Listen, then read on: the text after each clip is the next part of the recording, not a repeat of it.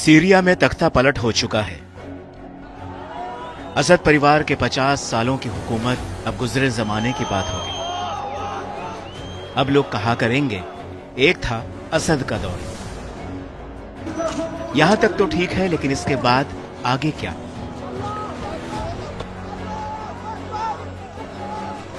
इसकी बड़ी वजह यह है कि सीरिया पर फिलहाल जिस संगठन का कब्जा है वो इस्लामिक जरूर है, लेकिन उस पर अल-कायदा और इस्लामिक स्टेट का टैग चस्पा है।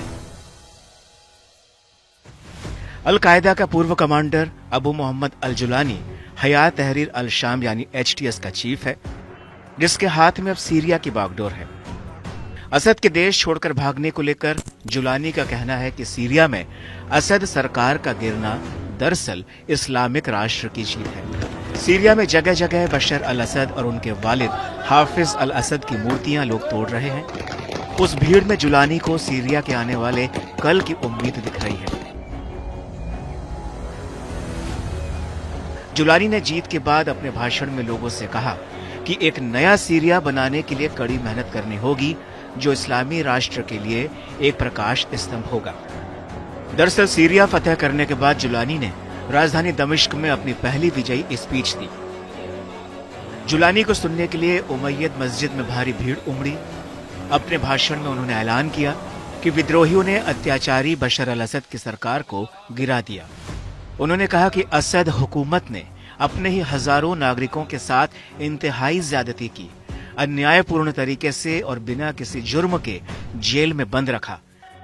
लेकिन हम यानी सीरिया के लोग इस देश के असली मालिक हैं। हम अन्याय के खिलाफ लड़ते रहे हैं और आज हमें इस जीत से नवाजा गया है।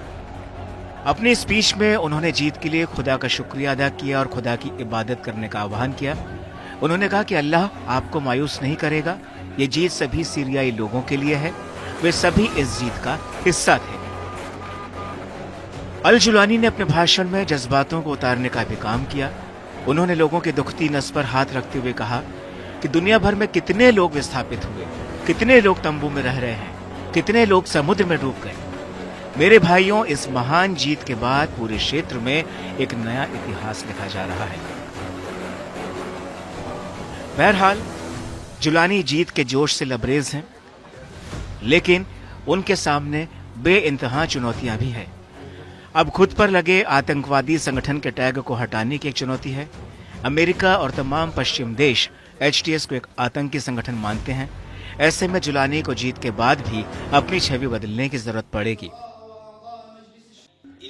वहीं तीसरी बड़ी चुनौती यह है कि सीरिया जीतने के बाद भी सीरिया में मौजूद कई विरोधी संगठनों के बीच एकता कायम रहेगी। क्या उनमें सत्ता को लेकर बंदरबाट या फिर लूटपाट नहीं होगी? या फिर अफगानिस्तान में जिस तरह से तालिबान ने सत्ता में आने के बाद खुद की छवि बदलने और सत्ता पर नियंत्रण रखने का काम किया, क्या वैसा जुलानी अकेले कर दिखा पाएंगे?